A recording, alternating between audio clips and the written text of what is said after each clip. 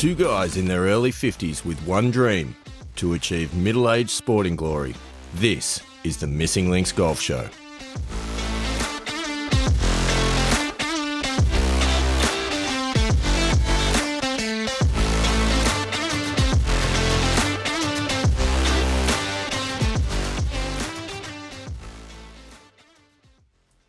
Andy Walker, here we are for what can only be described as a special edition of the Missing Links Golf Show. Exciting times, my friend. Yes, very much looking forward to this episode. It's one thing that it's been in the works for a while. It has. So I'm very, very much looking forward to speaking to our special guests. So I think that it's going to have a lot of really good information.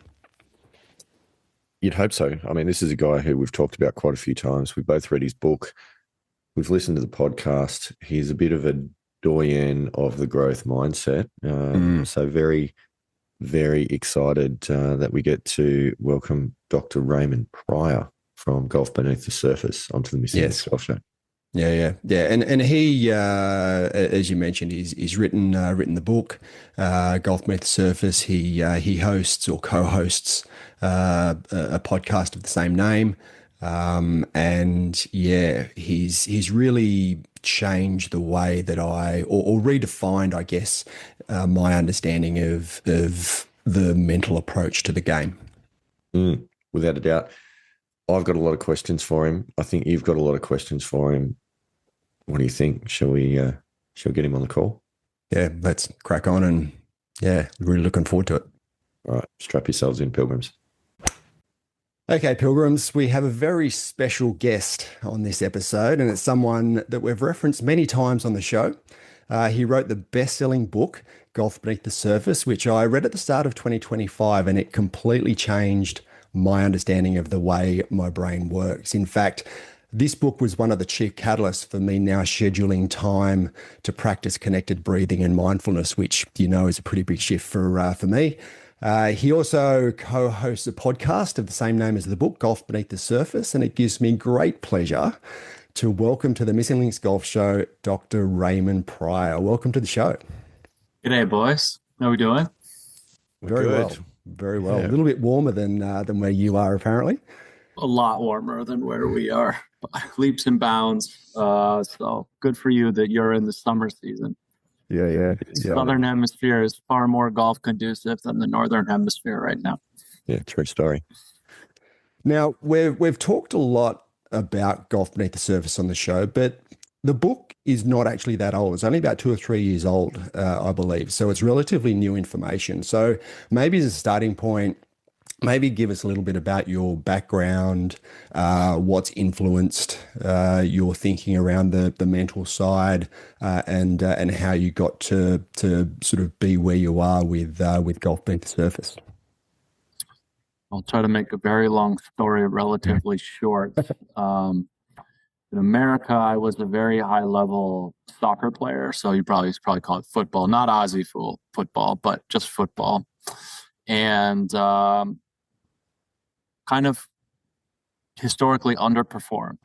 Even though I played at a high level, played collegiately, played semi-pro, got drafted, all that stuff. And what was kind of behind it was always just a layer of I didn't really know how to access my own skills and just wasn't quite understanding where to generate confidence from. So the crux for my career turning point was I was dealing with an injury playing college soccer. And for the first time in my life, I was sitting watching a game on the bench and wondering why it is that one guy on my team who is a freak athlete and crazy skilled at soccer kind of always sucked whenever we played in games, and why we had another player on our team who was kind of fat and out of shape and not great at soccer in a sport where you kind of need to be in shape, was always playing well, regardless of whether we were in practice, big game, meaningful game, tight game, blowout, whatever it was, he was always good. And as I was observing this, I was starting to see like competence and confidence are not a 1-to-1 ratio. So just being good at something doesn't make you confident at it, able to do it freely. It just so happened at the same time I was taking an abnormal psychology class as an elective, and a very small portion of that class, the teacher mentioned that there are people who are so high performing because their psychology is shaped in such a way that allows for it, that they are by definition abnormal. So that got me very curious, and I was asking the question, well, why aren't we studying that more? Particularly, I've gone through the national team system here in the United States, bunch of academies for the teams around here, Major League Soccer, so on and so forth, and never once has somebody mentioned that you can train and learn high performance psychology. I was always taught just be confident and you should just focus without ever really understanding what the heck that meant. And then by the time my body was kind of letting me down in terms of me trying to play professional sport at that level, I was starting to get really curious about, well, what does it look like to actually be a high performing in a psychological way? And that led to a lot of different questions. And I'm about 15, 20 years of education and applied work later. Here I am. And it just so happened that golf is one of the performance realms that I work in. And the book that that you've referenced, Golf Beneath the Surface, I wrote during most of the restrictive stuff here in America for COVID epidemic. And my hope is that it is a more updated and kind of a bit of a challenge to the status quo of performance psychology in golf, which is rather poor historically. And so my hope is that it will help people understand their brains and their psychology a little bit better in a way that actually gives them functionable things that they can do to perform more freely and pursue the things that they want. I think that's a really good point, because back in the 1990s, when I was pretty serious about playing professional golf, the mental side was only a fairly small part of it. And it was, to say it was basic is, that's in comparison to where it is today, the concepts were quite basic. But you talk about stable confidence, and I think that's probably a pretty good place to start, because golf in itself, I think, promotes unstable confidence. It tries to beat you around and throw you in all different directions. So how do you develop that stable confidence, and what is stable confidence? Sure. We can acknowledge, at least to start with, that confidence is as stable as the things that we build it on. So golf is variable, like any other high performance realm, and it's also high risk, meaning there are consequences and stakes involved. There are things to win and are things to lose. And it's not just the stuff that's on the course. It's also the stuff that goes around it. There is tremendous risk anytime we're going to perform at a high level, which includes social risk, oftentimes financial risk, physical risk. And there's always the risk for us that we go try something and do our best and it ends up in failure. That is a real risk of doing anything that is meaningful to us. Most people, myself included when I was younger, really struggle to maintain confidence because the things that we build it on are not maintainable. For example, past outcomes, other people's opinions and praise, how we're feeling from day to day, how we're thinking from day to day. These are all external or internal events that vary greatly based on a variety of different conditions, both internal and external. And so the bottom line is, if you are leaving your confidence in the hands of something externalized or something that changes sometimes from minute to minute, second to second, your confidence is also by definition going to be unstable. So, for example, hitting a great shot and feeling like, man, I can't miss. There's nothing wrong with that. It's just deeply unstable because no golfer hits good shots all the time. And things are changing to make it more difficult to do. And stakes are oftentimes getting higher, which means there's more risk for us. So learning stable confidence means learning to let go of externalizing it or putting it in things that are by definition unstable. So by definition, stable confidence is self-given permission to perform freely without a guarantee, meaning no outcome is going to tell me whether I should or shouldn't do this freely in the way that I want to. Nobody's opinion, nobody's praise. So all these stuff, even what I might be thinking and feeling in the moment, are not going to dictate how I do this thing. And this is not a forced process. It's allowed. And everybody has done it in certain settings. They just find it hard to take into other settings, oftentimes because the consequences are different. But again, by definition, stable confidence is self-given permission to perform freely without any other strings attached to it, any other guarantees needed. Yeah, if I can just sort of tell a little story, and I told this in our podcast last week about my recent round that I had in the club competition. In that I'm making a lot of swing changes at the moment. There are some sort of things I do in my swing which I'm not particularly happy with. So I've been working a lot to put these swing changes in place. And last week, for the first 12 holes, I was focused on these swing changes in my swing, and it felt like I had a snake in my hand. I was just all over the shop and had no feel, and didn't know what I was doing, couldn't feel where the golf club was. And walking off the 12th tee, I started to think, okay, well, what can I do from here for the last 6 holes to be able to improve my golf game? And I was actually listening to part of your book, the audio book on the way to the golf course. I've got about a half-hour drive to the golf course, and you were talking about the ability to swing freely. So I made my mind up to, on the way to the 13th tee, okay, forget about these swing changes. I'm just going to give myself permission to swing freely, and whatever happens after that, happens after that. And from the 13th tee, I absolutely striped it for the last 6 holes on the way home. And I just, it was such a mindset shift for me, and a really big learning experience, because I've been used to, more having technical thoughts on the golf course, but this ability to swing freely, and one of the things you mentioned was also giving yourself permission to fail. I think that those two things have just been a bit of a game changer for me, and certainly were in that round. Would be worth for our listeners exploring what's going on in your brain that would allow for that shift to happen. Yeah, look, it's certainly for me, when I was, and it really started in my pre-shot routine, in that, because you've talked a bit about, and in the book about implementing some connected breath work as part of your pre-shot routine. So that was sort of where I started, and given I've now implemented that into my daily routine, I've got a bit of a framework to work within. So that was really good. And then standing over the ball, I just tried to allow all the tension to go out of my body, and then my mental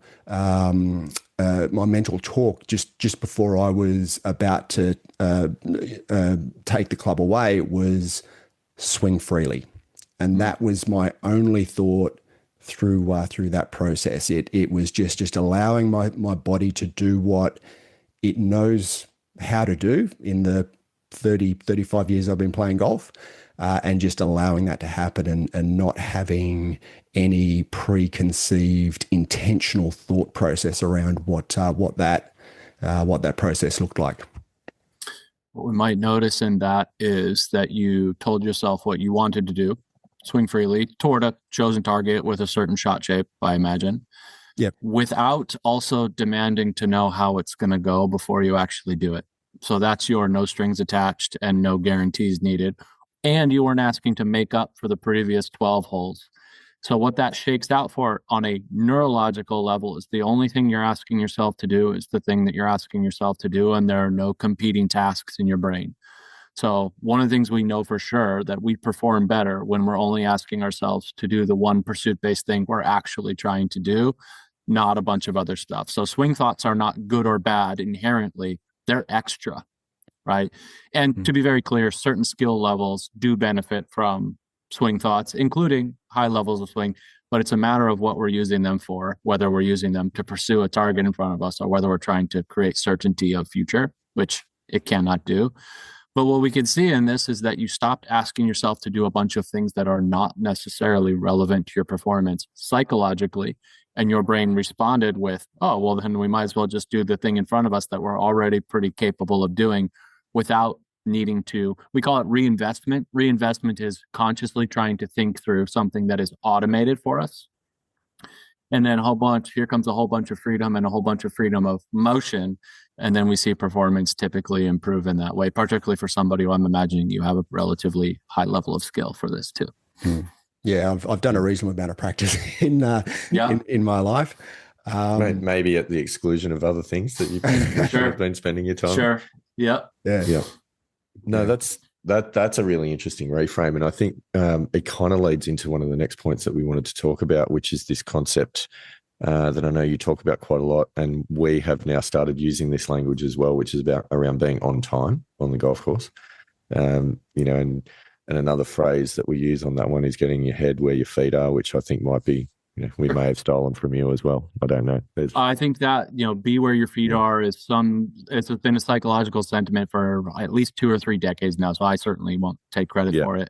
I will take credit for the terminology that I use with my clients, which is on time and on target. For the people listening, on time is another way of saying present. But if you think about our psychology in terms of time, past, present, and future, off time in the past, we're behind time.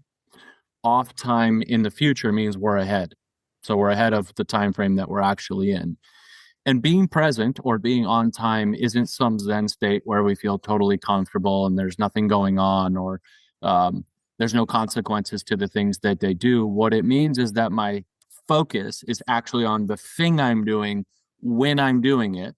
And by definition, the way our brain works, that if I am focused on something that has happened or things that might happen in the future, I'm giving my brain tasks from time frames that don't exist. Hence why they're very disruptive. They're super distracting, right? So anxiety, for example, is us trying to what if and if then and if in the future, which isn't negative.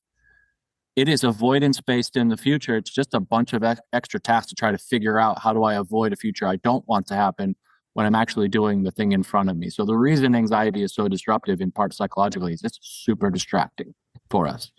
And so being on time is like, hey, what if you were actually only asking yourself to do the task that's in front of you without multitasking with a bunch of things that either don't exist anymore or don't exist and may never exist in the future, right? So that's why being present is so important to us. It's the only psychological time frame where we're not multitasking with things that don't exist. That is, yeah. I mean, it's so logical and it makes sense when you explain it. Yet it's such a difficult concept to wrap your head around when you're in the thrust and parry of all of the things that are going on the golf course. Like obviously for Andy's story, the concern about the 12 holes just gone and being beat up by the golf course, and then the knowledge of the holes still to come. Because what he didn't talk about was the 13th tee that he was about to step on has been his nemesis tee shot as well. So there was a lot of noise going on inside that head. So my question, Raymond, is how do you do it? What are some of the techniques that we can use practically to get ourselves back on time? Well, there's 2 avenues to this. I'll start with the second and then we'll get to the first. So the second avenue is learning to train focus for the present moment. So many people listening have heard the term mindfulness before. Again, mindfulness is not a state of relaxation or a state of no thoughts and no feelings, a state of Zen or total comfort. It is a form of paying attention. And so mindfulness is built on 3 pillars. So essentially it's a way of saying, this is how I'm paying attention. The first is I'm doing it intentionally, which means on purpose.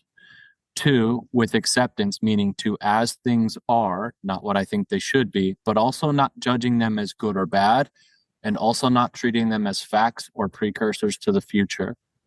And then also to as things are right now. So for example, I might have the thought, don't hit this left. Or every time you come here, this hole always eats your lunch. Okay. So a mindful interaction with that thought is, yes, I'm noticing that thought on purpose.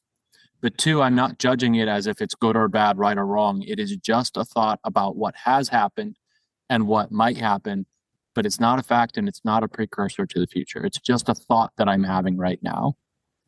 And it just so happens that it's happening right now. When we start to interact with our own inner experience, that is our thoughts, feelings, and sensations, in a mindful way, what starts to happen is we start tuning into things in a certain way before we actually do them, which opens up a window for us to be intentional about how we do it. So instead of me hitting that golf shot now, just trying to, dear God, don't hit it left, I can recognize that as a thought that my brain has spit at me for whatever reasons it might have done that. And then I have an opportunity to go, hold on a second. Well, how do I want to do this right now? not based on what my past has been, not without trying to figure out what the future is going to be before I get there, but just based on what is happening right now. And it is that mindful interaction or this mindful awareness that we see as the crux for many, many high performers, for the reason being, if you don't have this type of awareness with it, you have like just a reactionary awareness, in which case then you do things just based on whatever thoughts, feelings, and the circumstances spit at you, which by definition are wildly inconsistent, right? So we used to think a long time ago that high performers never had quote unquote negative thoughts. Very important to say there's no such thing as a positive or a negative thought. Those are words that we put on it. But we used to think they had all these positive thoughts and unwavering self-belief and all this stuff. Turns out, nope. They have the most messed up thoughts you could think of. They just don't give any value to them. And therefore, they don't do anything with their thoughts and feelings. So the value with this, Steve, is if I can learn to see my thoughts and feelings as just thoughts and feelings that are coming and going without judgment and without treating them as facts or precursors to the future, I don't have to do anything about them. And if I'm not doing something with my thoughts and feelings, that means I can actually focus on doing the thing I'm actually doing in the way that I want to do it, right?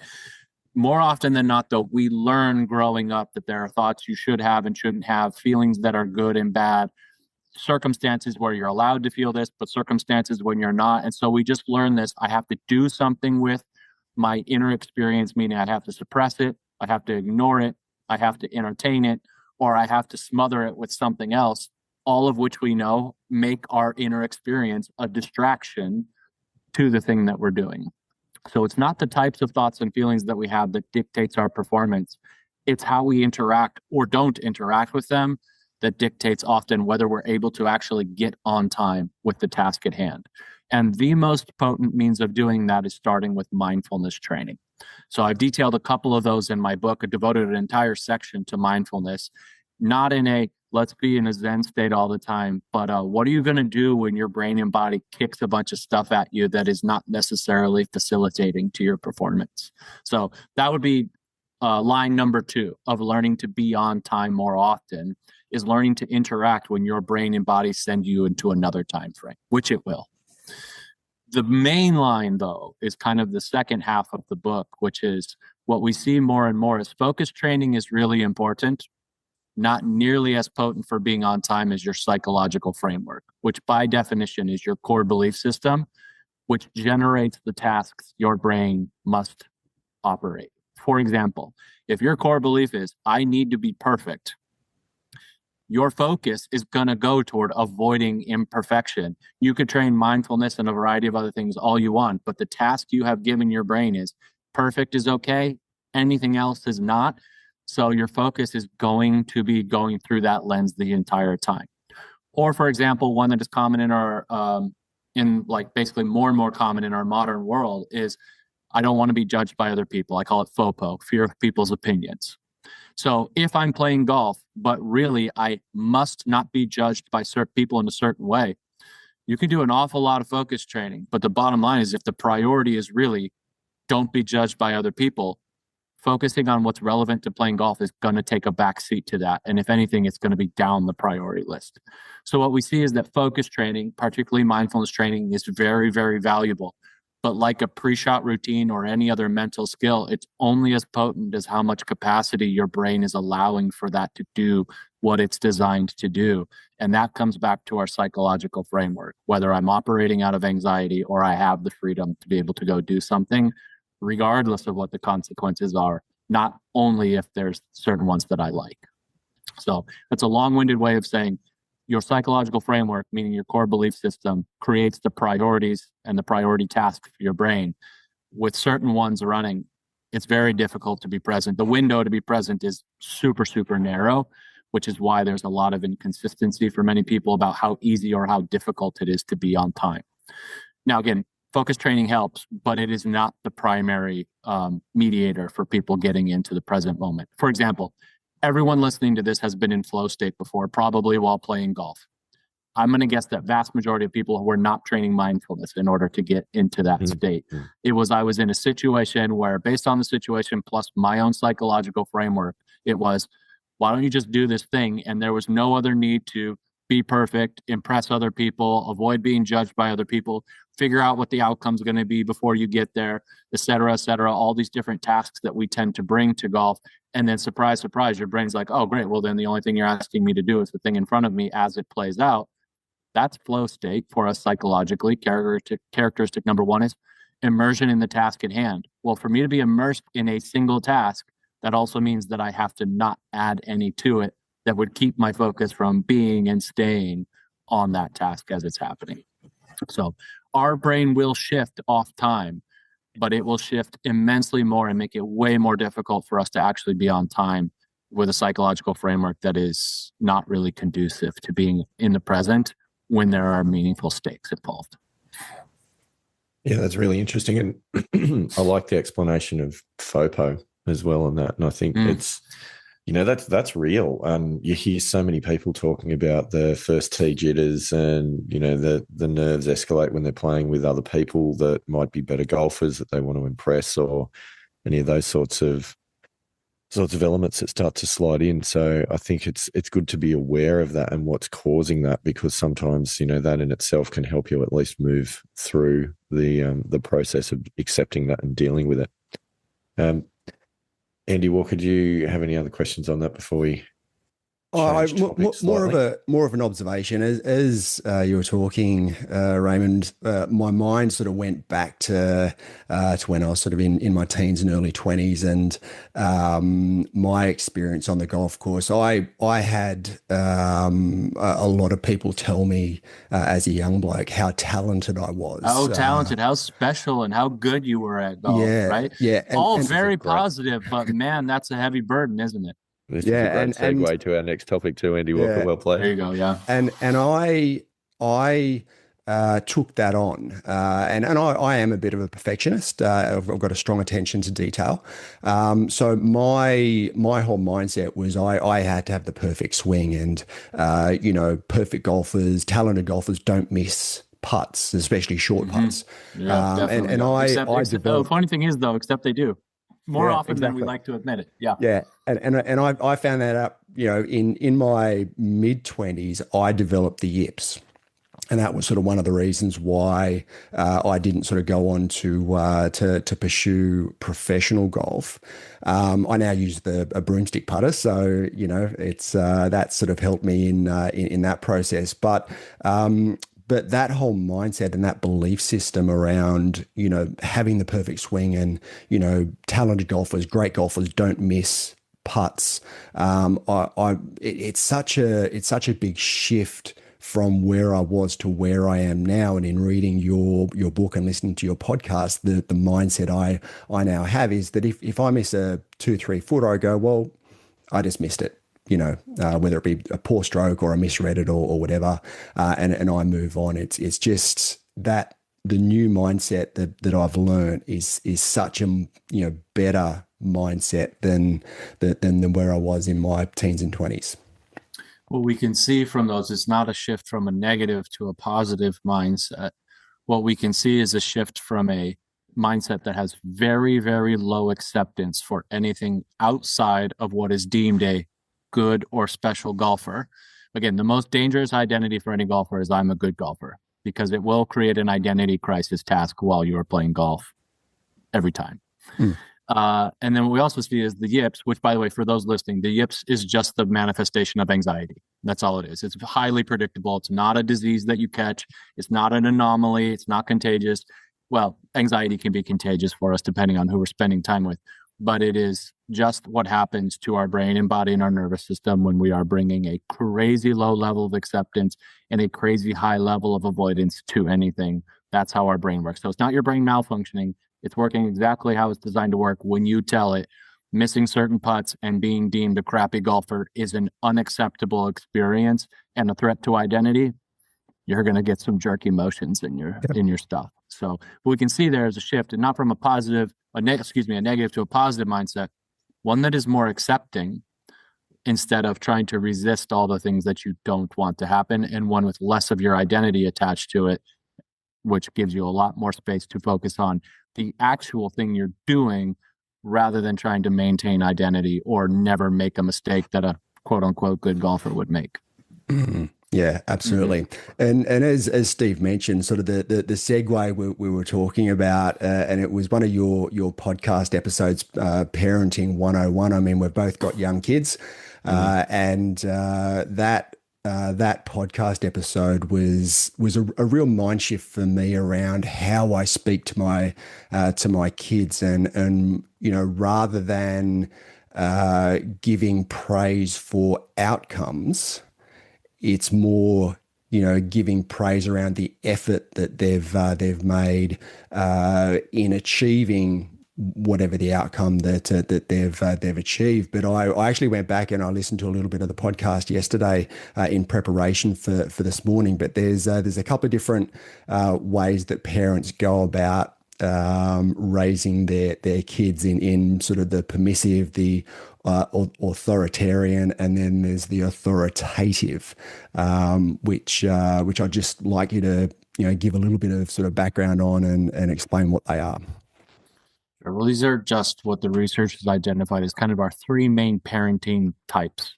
You can think of it less as categorical. There's a little bit of a spectrum, but it makes it easier to kind of examine and explore putting it into categories. So permissive is basically, I'll let the kid do whatever they want, like no boundaries, no consequences, really, which again allows for an awful lot of freedom for children to explore. The downside is they're not really learning consequences of actions, and because there's no boundaries or no behavioral expectations, very difficult for them to organize what they're doing, and they basically just go with whatever they feel impulsively drawn toward, which we would say, again, it's not bad, but it's very difficult to develop a high-functioning adult. If your childhood, you're just allowed to do whatever you want, whenever you want, and the adults just kind of let you do it, right? The authoritarian parent is the other end of that spectrum, where everything is an obligation, a rule that must be followed to the nth degree. It better be perfect. It must look like this. It can't look like that. It should always be this, and it shouldn't ever be that. And it's basically like an imposition of rules. You can think about it like mom and dad are just like commanding generals with everything. So the upside to that is children tend to be very disciplined and structured. The downside is their ability to kind of think critically or think freely or think in a flexible type of way and or operate in a resilient way without an adult behind them with a whip or a carrot in front of them is very low. So both ends of these spectrums have pros and cons, but what they typically don't produce are very high functioning, resilient adults. In the middle of that is what we would call like an authoritative parenting style, which is we've got some boundaries and some behavioral expectations, meaning these are things that you can do, things that you can't do, but they're flexible and there's room for children to operate within where they can have some freedom and some autonomy. Autonomy means control over your own decisions and the way that you want to do things. So what it does is it goes, these are some buffer lines. You got to get some stuff done and we got to have some consistency around this, but you've got a lot of wiggle room to express yourself, to be yourself, to try some things and perhaps mess up at times. And we can observe the consequences and adjust going forward. So these are kind of the three main parenting buckets. And what we see is we get the most resilient, not just children, but adults from authoritative parents, where, again, a life example would be, look, you got an 8-year-old kid, they're going to take a bath tonight. You're going to do that. So that's the parent setting a boundary and giving a directive. But what music you want to listen to, what toys you want to play with, when you take this within this time window, up to you. So you're saying there is an expectation and something that needs to get done, but here's the freedom within it to be able to do that. And some of them have really, really wide windows. Others are a little bit narrower, but ultimately you're allowing the child some level of autonomy and choice in how they do something, which is another way of saying you can experiment, you can try and fail in some ways, and then we'll learn from it and we'll move forward.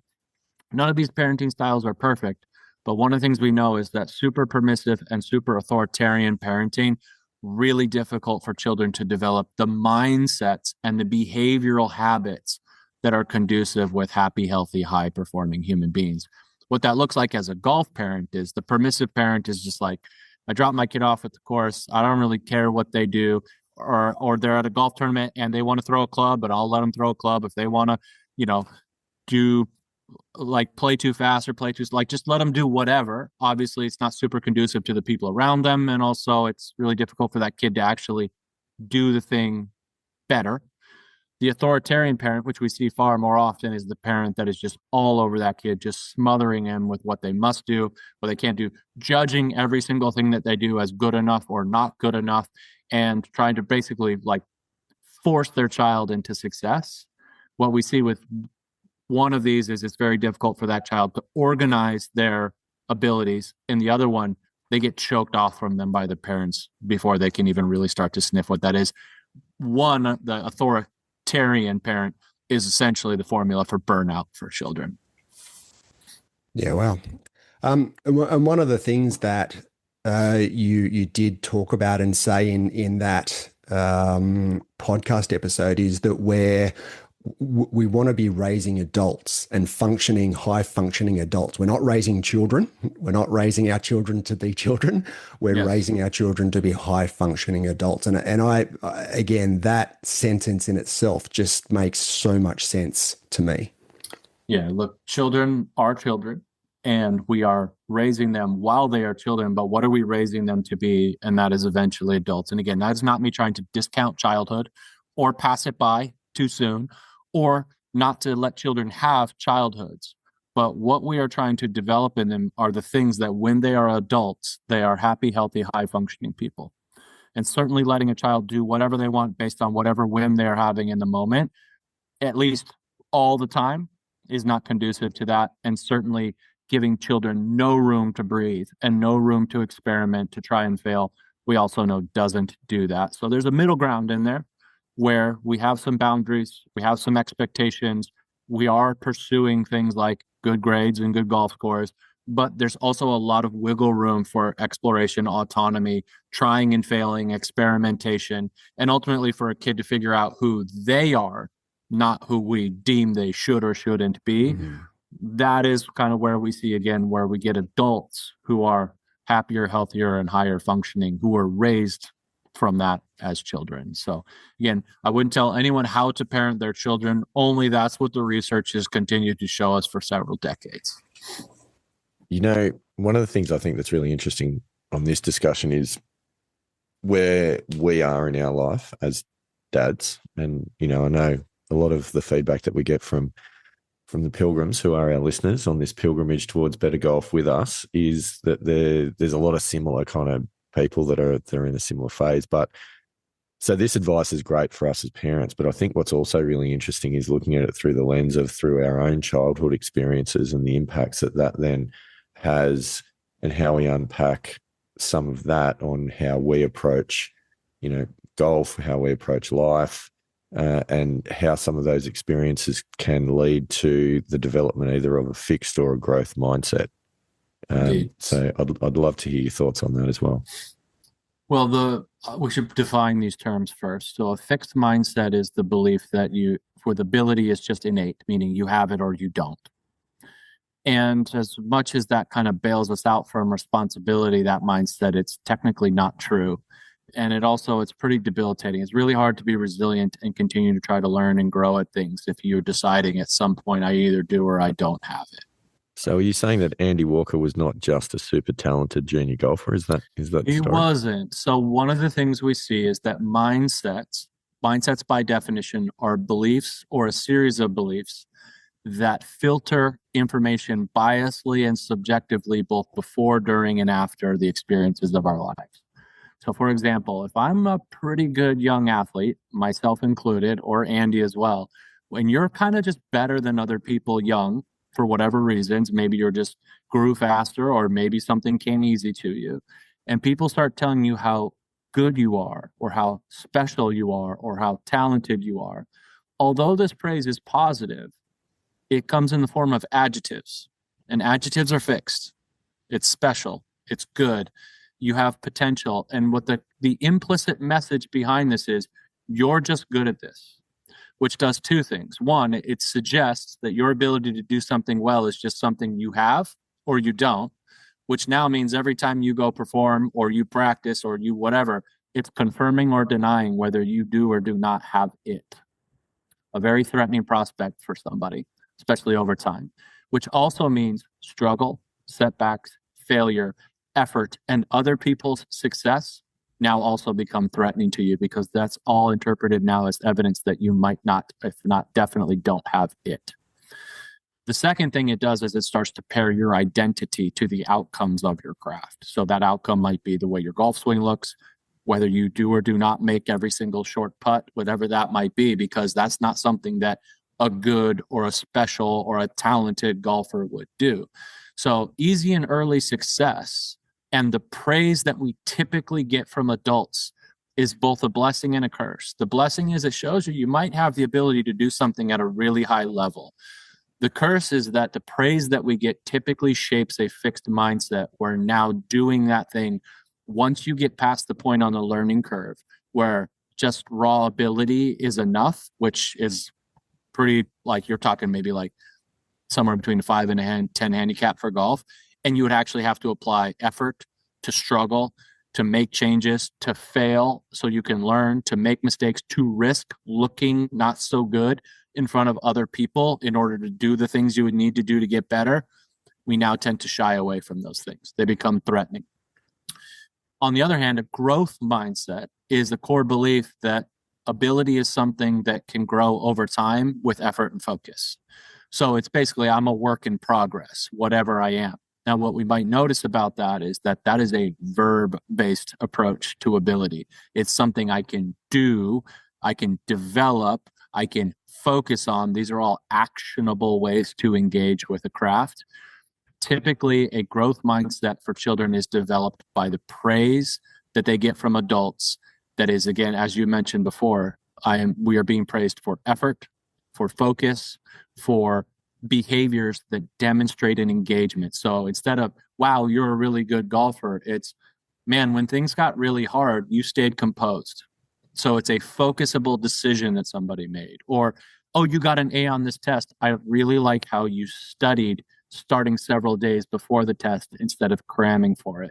So what you're reinforcing are the behaviors, the focusable action points, or what people demonstrated to produce a level of competency, not just demonstrating the competency. And the difference between those two trajectories along the learning curve is often just basically cut into two categories: overachiever and underachiever. Because the downside with the fixed mindset is once you get past a certain point on the learning curve, everything becomes a threat to your identity, your ego.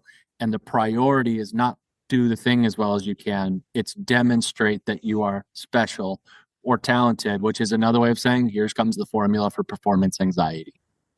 And we can see this in a variety of different realms, not just sport, but academics, medical field, law students. Like, you'd be surprised how many clients I get who are people applying for medical school or law school, or in America, PGA instructors getting ready for their playing exams, where the underlying mechanism behind the anxiety they are experiencing behind the exams, the entry exams, is a fixed mindset that is basically like, this is going to tell you whether you are or are not good enough, even though it's only 1 point among many. It reminds me, there's a great book that I read a couple of years back called Talent is Overrated. Name of the author escapes me, but me being told as a young bloke, you've got so much talent. And while I did practice hard, I also felt I was entitled to win golf tournaments and to win matches in match play. And I was, when you say, people with a fixed mindset are threatened by others' success, I can look back and see that in my own behavior, and how frustrated and how angry I got on the golf course when I didn't achieve what I thought my talent should achieve. No doubt. One of the things that we can acknowledge is that talent matters. Talent, by definition, is the rate with which you improve based on effort. So somebody who's more talented can get better faster without applying as much effort. That matters. Talent is a real thing, and it's not evenly distributed at birth. We know this. However, you can have immense talent and still not get anything out of it based on your mindset. So what we see with a growth mindset is, because it values focusable effort more, that counts twice as much as talent, because talent counts one. But in order to develop talent, you have to apply effort. And in order to apply that talent in meaningful settings, in effective ways, also requires effort. right? Which is why we see there are people with plenty of talent and ability can't bring it to where it matters, or at least can't access it. The explanation I had with my two teammates at the beginning of this, talking about my own story about how I got to where I am. One person way more talented than the other could not access it. Why? It was always trying to prove I'm the best player on the field here. Look, that's nice. It's not relevant to actually playing in the middle of a game. So it's always a competing task that is threatening to your ego versus my other teammate who is just, I'm always just trying to play well. Period, end of sentence. So be good as a task is fixed. It's an adjective. Play well is a verb that is happening right now. Hence, bringing kind of full circle discussions. If I need to be good, my focus is always going to be being pushed toward the future. Am I doing this well enough to tell me that I am good enough and people will think that I'm good enough? Always just going to be pushing my focus to the future. Versus the objective is always just to play well. Playing, the verb, is happening right now. And so it pushes my focus more toward the present, and it is much easier to be on time in a growth mindset than a fixed mindset because the task that is the priority is happening right now. So one of the things that I've heard you talk about as well with fixed mindsets, and I found this fascinating, so I'm interested to dig into this a little bit more, is the concept that a fixed mindset will also lead someone to exaggerate, lie, fabricate, make their achievements seem better than what they were. So some of the primary indicators of a fixed mindset, if you were trying to observe other people, would be the defense mechanisms they deploy to defend being a good golfer, right? So let's just say that fixed mindset is, I'm a good golfer and I need to prove that. Well, the bottom line is now you're going to meet the world in a way where it's going to tell you, no, you're not. Because the level of competition is going to increase. The conditions are going to get difficult. Whatever it is, your just talent and just being good at something is no longer going to be enough. Well, if the priority is I need to maintain that identity, that I do have it, when you get evidence that you don't, you've got to work around it. Otherwise, you're in identity crisis. So what we see is certainly people are far more likely to bring anxiety to something. So there's going to be a massive disparity between their practice performance and their competitive performance most of the time. Then they're going to be very, very resistant to feedback. Because again, if I'm really good, I shouldn't need feedback. I should know everything. I shouldn't need critical feedback, in other words. So they'll try to avoid it. We also see that they tend to become liars. Why? Because I don't want to tell somebody that I didn't perform as well as I did after I've performed, because that would tell them, I don't know that you're that good. And the other one would be I tend to lie in a sandbagging way beforehand, meaning, oh, well, the conditions were this, that, they're really, really difficult. So what I'm doing is I'm setting a window where regardless of whether I succeed and fail, I get to maintain the identity of being a good golfer, which again, we wouldn't say is negative or bad, but you're certainly going to get caught doing the types of things that would maintain your identity. So for example, we see people with a fixed mindset are far more likely to cheat. They are far more likely to take illegal substances. They are far more likely to lie to themselves and others. Any manner of things. Again, is this a bad person? Nope. That's the lengths that we will go to as human beings to protect our identity when it is at stake. Damn, that's fascinating. It is. It is. So much in that. But you've also talked about that we don't necessarily, we're not in a growth mindset all the time and not in a fixed mindset all the time. We seem to flip between the two. Can you talk more about sort of that process? Because we've talked a lot on this show about trying to be in a growth mindset, and it's sort of, okay, we're in a growth mindset. That's who we are. We always stay there. But that's not always the case. Not always the case. We tend to have, to say like I genuinely have a growth mindset with absolutely everything in my life would take a tremendous amount of self-awareness, which again is possible, but that would mean you're treating everything with the type of care that you do, the golf game that you care about as much as you do. So we tend to have different mindsets for different things in our life, different phases of it. But ultimately what we see from research is that for the most part, really high performers are bringing a growth mindset to the things that surround their performance. And then that tends to also be contagious to other areas of their lives. So while at times we might catch ourselves in a fixed mindset, if I can catch that as, ooh, that's me in a fixed mindset, and shift to something more growth oriented. For example, I'm hitting golf balls, then I'm going, I just can't get this. It's not a negative thought. It's either I do or I don't have the ability to do this. It's a finite conclusion. Instead of going, I'm really struggling with how to figure out how to do this. I wonder if I can get some feedback on how I might be able to do this better.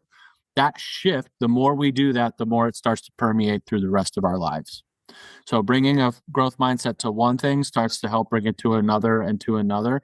But the idea that we're going to have a growth mindset 100% of the time and 100% things in our lives is not only unlikely, it'd be a pretty unrealistic expectation, even for the most mindfully trained, including myself. I did catch myself in a significant fixed mindset. One of the sub-mindsets of a fixed mindset is type of person mindset, which is this is the type of person that this, or this is the type of person that that. It just puts them into this little box, fixed box. And I caught myself doing that the other day. So I had to, pop a time out myself, throw a flag, hold on a second. That's you putting a fixed mindset on that person, which means for me to put it on somebody else, I also have to have applied it myself. So that was a good catch on my part. But yeah, the idea that we're going to be a growth mindset everywhere all the time is not realistic, but we can catch ourselves in it. What you described was the exact conversation that I had with myself last week on the golf course. In the first 12 holes, it was like, why can't I get these positions? Why can't I get the club into this position? This is so hard. Like these making swing changes is, it's really, really hard. And I want to get it there, but I just can't seem to get it there. And from the 12th tee to the 13th tee, 12th green to the 13th tee, that mindset shift from where I was in that fixed mindset to the growth mindset. Perfect example of I think that shift. Yeah, and we can notice again, it's not a positive or a negative shift. One is more accepting of imperfection, and also it's less judgmental, right? So why can't I get this? The tone behind that is you're not getting it. You're not going to get it, right? So there's a projection to that as well. Like if you can't get it now, how are you ever going to get it is the tone behind that. That's just the tone of a fixed mindset versus all right, you're trying this. Let's see how it plays out. Let's look for some evidence that there might be some improvement, or even, I don't know, why don't you just try it for a little while without judging it and see what happens is more of a shift to a growth mindset for sure. One of the other things, this is not golf related, sorry, it's a little bit of a segue, but always strikes me that the performance appraisal process in organization seems to drive a fixed mindset in business as well. I don't know if this is one that you've kind of delved into. I do a significant amount of consulting in different corporations at different levels, particularly here in America. And the corporate world tends to promote and reinforce a fixed mindset. So it's a very results oriented, which, by the way, most things are outcome based graphs, like golf included, like scores matter, winning and losing matters. And so in the corporate world, it's very much dollars and cents with this type of stuff. But they're often trying to identify like people based on talent and experience without looking into, well, how is that talent developed?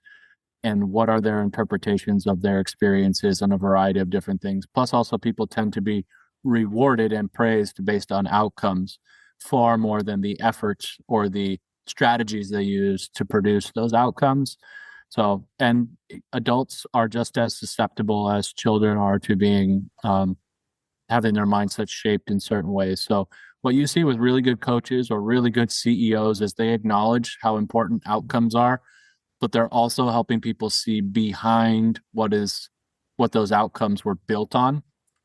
In which case, you're helping people focus on and reinforce the elements of performance, the actionable, focusable things they do, both in preparation and in execution to make those things happen. But that is less common than you would think in the particularly in the corporate world, where it's a little, to use your words, it's very leans very strongly toward a fixed mindset. This is the kind of person who can get a deal done, or this is the kind of person that would be good for this role, not. And there's in my opinion, a massive over-reliance on things like personality measures, which are not predictive of people's abilities or fit for roles, and a bunch of these things. Again, personality tests telling you you're this type of person or you're this type of person, by definition, starts to box people into fixed ideas about themselves and others. Excuse me. Yeah. No, I think that's really interesting. And I mean, even the succession planning processes that people dive into, saying this is a person of high potential that we need to, look for in the future, I feel. That's right. Is actually talking about similar language of, saying Andy Walker was a talented youngster. That's right. Yeah. Notice we're never talking about him being a talented adult, but that's a conversation for another day. Yeah. He's a work in progress. Yeah. Speaking of which, one thing that you do talk about a bit is the fact that as we get older, our brains become more resistant to change. Right. And that's something that I've given a little bit of thought about, and I think the typical cranky old man probably comes from this mindset in that as youngsters, as we grow up, our brains are more malleable, I guess is a word, and then as we get older, our brains seem to be more sort of set, I guess, in the ways that we've always gone about our life. So, can you maybe just give a brief explanation on that? But how can we, I guess, challenge those? I guess it's just a fixed way that our brain works as we get older. So what you're referring to is neuroplasticity, which is our brain's ability to change based on our experience, physically change. So that's the rewiring of different pathways or different wiring and different myelination. Myelination is a fatty protein that goes around our neural pathways that speeds both the efficiency and the power of connectivity and messages between neural structures and just neurons in general. So learning, for example, is a series of neurons organizing in a certain way and becoming faster and more efficient. Whatever you might learn, which might be itself efficient or might not, but that's what learning is. So when we're young, the general cutoff is about 25 years of age, both for men and women. Up until 25, our brain is intensely neuroplastic. It's about learning as much as possible. So if you think about this from an ancestral and evolutionary standpoint, this allowed us to learn a ton about the world around us, how to navigate it, the skills to be able to do so, everything from learning how to think and feel about something to what to actually do in those scenarios. The more we could learn in the first 25 years of our lives, the better, because that would help us to figure out what we need to get past the age of 25. Okay. At 25, though, our brain starts to become more neural protective, meaning all the stuff that we learned that we actually don't think is helpful for us or isn't valuable to us now starts to get pruned away, and the neural pathways that we have already established, meaning the things that we have learned, start to become more solidified. And the brain becomes less adaptive to change physically. So this is helpful for us from an evolutionary standpoint, because if what I did up to 25 helped me survive to 25, if I maintain those, might help me get to whatever the life expectancy was then, which was not much longer, right? Well, in our modern world, this is particularly limiting because some things that we did when we were younger and our brain was super neuroplastic may not be providing us value now. Everything from what we learned to eat, how we learned to think, how we learned to feel, how we learned to move the golf club, all of these things, although might have been really valuable then, not valuable now. For example, many people learn perfectionism when they're young and their brain wires for perfectionism. But as an adult, if you live your life trying to be perfect all the time, it's going to be a very anxious experience, and you're going to get burnt out or experience burnout repeatedly over time because there's no room for error. Okay. So all that being said, if we're trying to change a thought pattern, a perspective about the world, or a motor pattern like a golf swing as we get older, we need to understand that your brain is resisting that change more than when you were younger, which means it's going to be harder. A general example of this is it's much easier to learn a language when you're under the age of 25, a second language, than it is when you're older. It's a lot harder. But to be able to do that, what it means is you're going to have to be immersed in it. meaning I'm going to have to do it again and again without bailing out to the previous pattern again and again, right? So if we're going to change a swing, that means I need to train it in a way that triggers neuroplasticity and actually promotes that change instead of defaulting. So what that might look like is, one, we know that learning is triggered while we're doing it, a golf lesson, for example, but that neuroplastic change only happens while we're asleep, which means I better sleep better as an adult. If I want to learn more, I got to sleep more and I got to sleep better. Two, I need to be in a state that allows for neuroplastic change when I'm learning. So if I'm in a golf lesson, but I'm actually protecting my identity in front of an instructor instead of being open to feedback and trying to learn, I'm not getting neuroplastic change. Right. So here's where FOPO really plays a role for us as adults, that if the priority is to manage and or protect from other people's judgments, we're not actually in a place where you could be in a golf swing for an hour, or sorry, golf lesson for an hour. But if I'm only trying to not be judged by other people while I'm doing it, or I'm practicing on the driving range, hoping that no one will see me hit a poor shot, my brain is not open to learning that motion. It's just that you're just doing exercise at that point. Right. So these are a couple of different things. And then all the way to how often do I rinse and repeat? And then what's really crucial for anybody who's looking to get better at something past a certain age, which that age is about 25, block practice, meaning I just groove my golf swing and dig it out of the dirt, quote unquote, colossal waste of time. It is not difficult enough, and there's not enough variability for our brain to change those neural pathways and to maintain them and take them somewhere else. So what we're looking for here, the gold standard of practice for neuroplasticity, is randomized practice, which basically means once I've kind of got a swing feel that I'm trying to do and I kind of have a feel for it, I'm going to change clubs, I'm going to change targets, I'm going to change distances, whatever that might be, where I'm having to integrate this change in a way that is actually kind of difficult to do and with a slightly different set of conditions than before. If you're over the age of 30 and your primary means of golf practice is block practice, almost impossible to get better, because it's not difficult enough and there's not enough change in it for your brain to be able to make neuroplastic changes, which is why we see that as you get older, the efficacy of block practice goes up and goes down, and the efficacy of randomized practice goes up. Whereas when you're young and you're new at something and you have no idea what you're doing, but your brain is crazy neuroplastic, block practice actually works. Like just doing something over and over again starts to groove these pathways because your brain is just whatever you got. And as we age, that starts to become an inverse loop with those two things. So sleep, actually trying to learn the thing without any competing tasks, particularly ego-oriented tasks, and then randomized practice actually starts to trigger neuroplasticity for us, especially as we get older and our brain becomes less capable of doing so. It can be done. It's just harder. It's kind of like building physical strength in our bodies.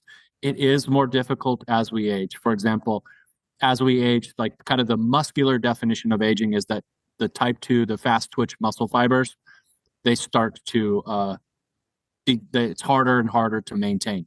You can, but it just takes more consistency. It doesn't mean you have to be like doing power squats or whatever, but it takes more. Same thing goes with neuroplastic change. You have to do it, but the consistency required and the variability required and the conditions required become more and more specific. We've talked a bit about the difference between block practice and randomized practice, and I see a lot of benefits with the randomized practice. However, for me, I find that if I'm changing what I'm doing every single practice swing, my brain's all over the place. So, and I developed, and I actually heard it in one of your podcast episodes, 2 or 3 episodes ago, the term randomized block practice, where I'll practice for, say, I'll try and do the same thing for, say, 5 shots, whether that be pitching or a full swing, and then I'll change. So I've got a little bit of the block practice to be able to get my head around what I'm trying to do in the positions that I'm trying to get into. But then I'll change clubs, or I'll change distances, or I'll do something that's a bit more random. I found that approach to be really helpful. Be far more valuable to you than just beating balls down a line with the same club over and over again, which would not be triggering learning and neuroplastic change in your brain. And I think the lesson I'm taking out of this, that I'm choosing to take out of this at least, is that whenever I come back from a practice session or, from a lesson or anything along those lines, and I'm trying to develop and improve, I need to tell the wife and kids that I need to take a nap, just so that I can really reinforce the learning. If you need even more help being a terrible parent and husband, there is a significant amount of research that shows after bouts of learning, which would be something like practice, 20-minute nap leads to 10 to 15% acceleration in learning. Okay, so that is the takeaway, Pilgrims. Yeah. As a high performance athlete, we need to nap after practice. Excellent.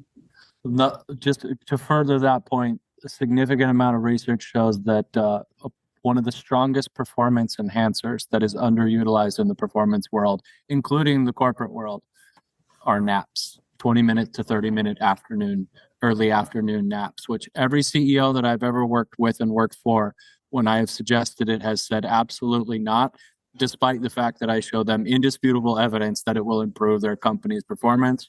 But FYI, afternoon nap is one of the most important things you could do to facilitate learning and recharge your focus and energy to be able to perform better. Well, that I think is an entire topic for another podcast episode. We've kept you for an hour, and we greatly appreciate the generosity of spirit of sharing your expertise and your knowledge with us. I think it's fair to say, Andy Walker, we would absolutely love to have Dr. Raymond Pryor back on the show at some point in the not too distant future. So many questions still to ask you, and so much knowledge to pluck from you. But thank you so much for your time today. It's just been a fascinating conversation, and I think we'll need to listen to this a few times to get all the information out of that and do all of the learning, and then take a nap afterwards. So the best thing that anyone listening to this can do is just go take a nap now. Yeah. Andy Walker, any final questions or thoughts for our special guest before we wrap up? The only thing that I'd like to mention, and if you can just indulge me for a couple of minutes, is when I was at school, a very, very long time ago now, and all I wanted to do was play golf. I had no real interest in doing schoolwork, and my grades reflected that. And whenever anyone would ask me why I'm not interested in schoolwork, my response was always the same. It was always, well, how is Pythagoras' theorem going to help me with my golf swing?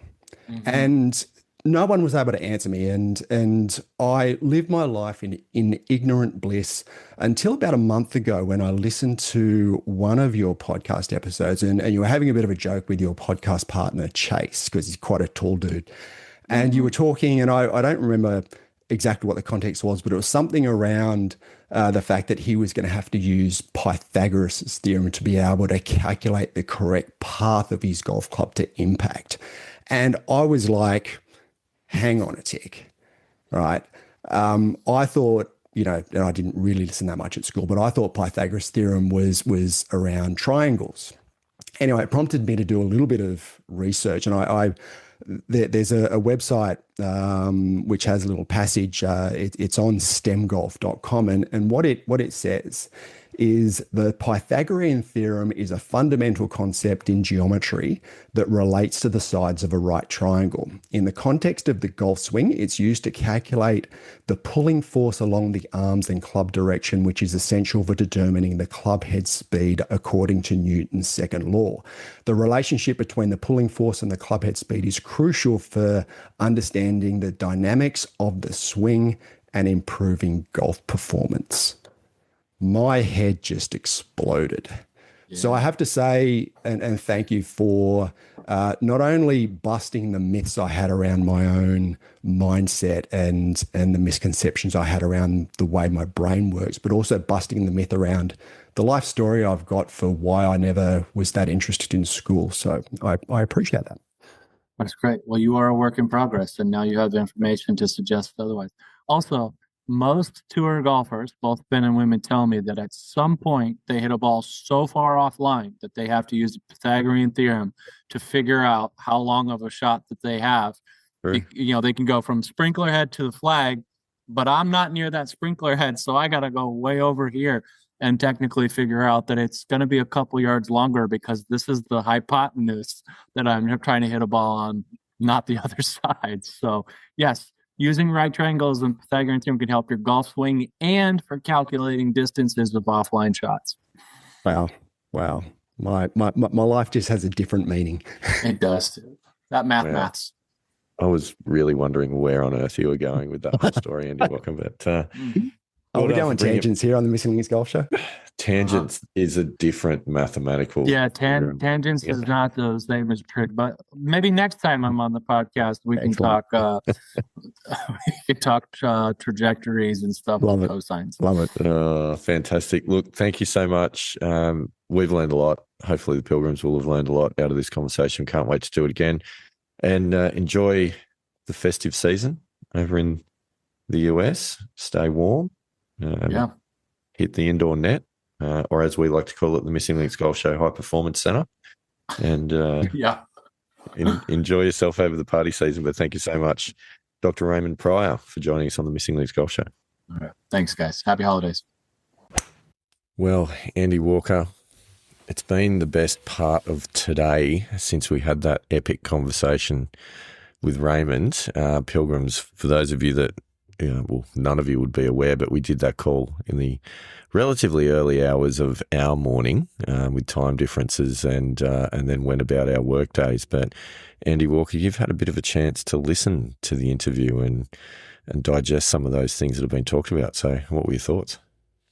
Yeah, I did. I did for a training session today have a bit of a drive in the car. So I downloaded the audio file and had a bit of a listen back to it. And just the ability for Dr. Raymond to be able to take, and they're pretty complex ideas, and he doesn't make them simple, but he puts them in language for us to understand.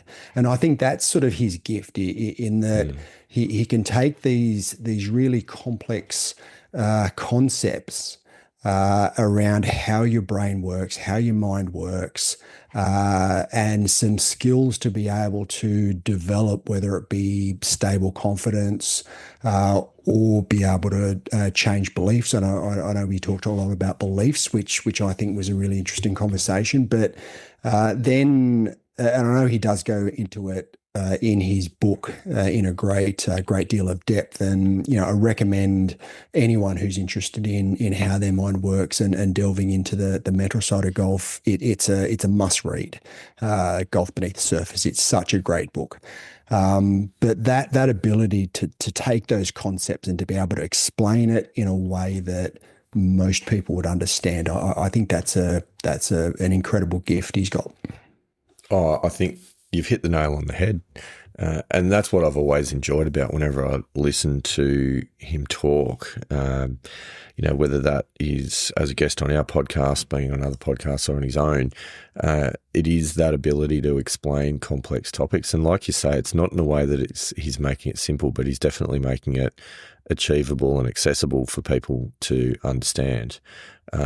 And I think as well, what he actually also does is he sometimes takes simple moments and explains them in a lot of depth that gives you a greater understanding of what's actually going on. And I know we talked about your example of last round on a number of occasions, and what could have just been looked at as a simple, I changed what I was thinking about and went and hit the ball quite well. He actually is able to then unpack that with a lot of detail about what's going on behind, or, as his podcast would suggest, beneath the surface, to actually explain what's really going on mentally. And I think that's where you just get such an enormous amount of knowledge out of someone like that. So, yeah, epic conversation. I really enjoyed it. I thought it was amazing. Yeah. Yeah, and coming back to that conversation, because the way I sort of thought about it over the last week is that okay, I've gone from having a very sort of technical intention for the first 12 holes to then sort of letting it go and letting it happen, but it's actually moving from a fixed mindset to a growth mindset. And so we've talked about, that you oscillate, most people oscillate between the two. And even he catches himself falling back into that fixed mindset thinking. But that's exactly what it was. I was in that fixed mindset for the first 12 holes. And all of a sudden I made the shift, walk into the 13th tee, and the rest is history. So that's right. That was a really interesting light bulb moment for, it was me. cool. It was cool. And also I think the explanation that when you're in that kind of a like when you're thinking about all those other things, you're thinking about the technical thoughts and you're thinking about the outcomes, and you in that sort of fixed mindset thinking, and not always fixed mindset with that, but in that situation it was. But really what it's about is about distracting thoughts that's getting your brain to multitask in the moment and not allowing you to focus on freely accessing the skill set. And that's what you then move to. It was really, really cool. I thought there was such amazing advice. The fact that we got to have a parenting conversation as well was amazing. Yep. I hope people get something out of that. The conversation right at the beginning around stable confidence, what it is and how to try and achieve it. I just think that's so important. I think the beliefs conversation, and I know he did say that was the most important part of having that mindset shift, and that I'm going to have to give that a fair bit of thought, because having beliefs that aren't, I guess, functional towards what we're trying to achieve and having the outcome that we desire, I think is sort of part of the key to be able to keep on that improvement pilgrimage that we're on. Yeah, it definitely is. That's so many good pieces of information that came out of that conversation. But one thing that we did do, Andy Walker, that you mentioned, we didn't do. is that we professionally let ourselves down just a little bit by getting a bit caught up in the conversation, letting time get away, having a rush off to our workday, and not necessarily giving our guest, the good Dr. Raymond Pryor, the opportunity to tell all the pilgrims how to reach him and how to get more information. So I think you've reached out and got those details from him. So let's share that now so that we don't completely miss that.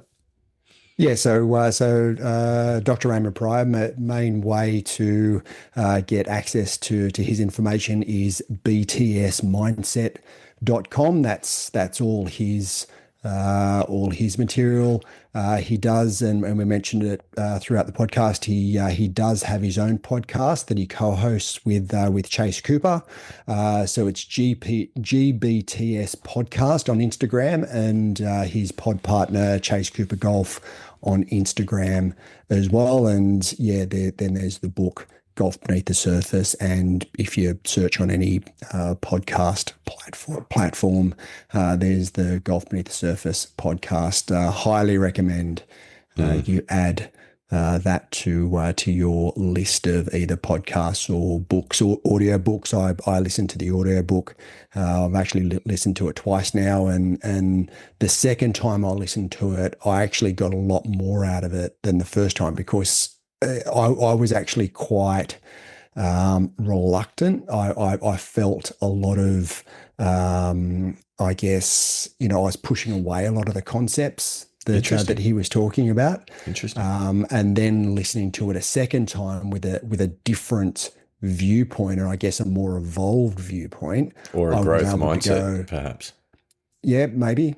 I was actually able to go, oh yeah, I understand that concept now, and I can see how that works. It's been and I'll listen to it again, and I'll read the book again, and I'll keep listening to the podcast episodes on of Golf Beneath the Surface, because there's so much to it. Oh, there really is. And we will put all of the links in the show notes as well, so that it's easily accessible. And what I would say is, It is now early December.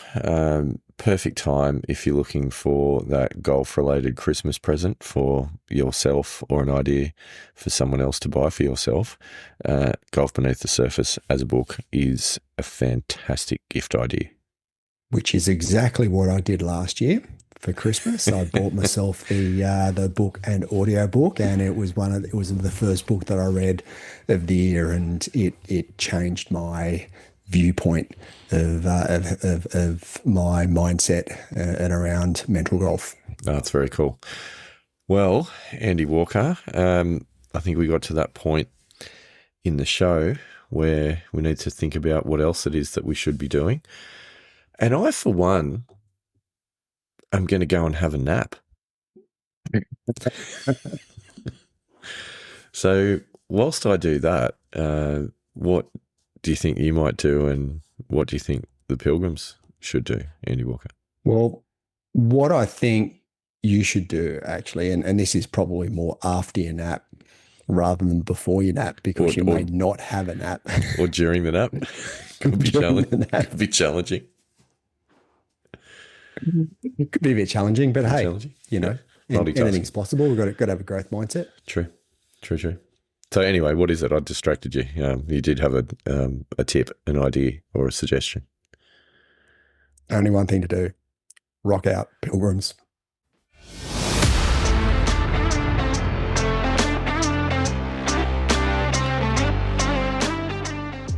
Thanks for listening to us today. We love hearing from our Pilgrims, so please reach out to us through any of the links in the show notes. We know golf is hard, so we hope we can help you shoot better scores and inspire you to keep trying. Rock on, Pilgrims.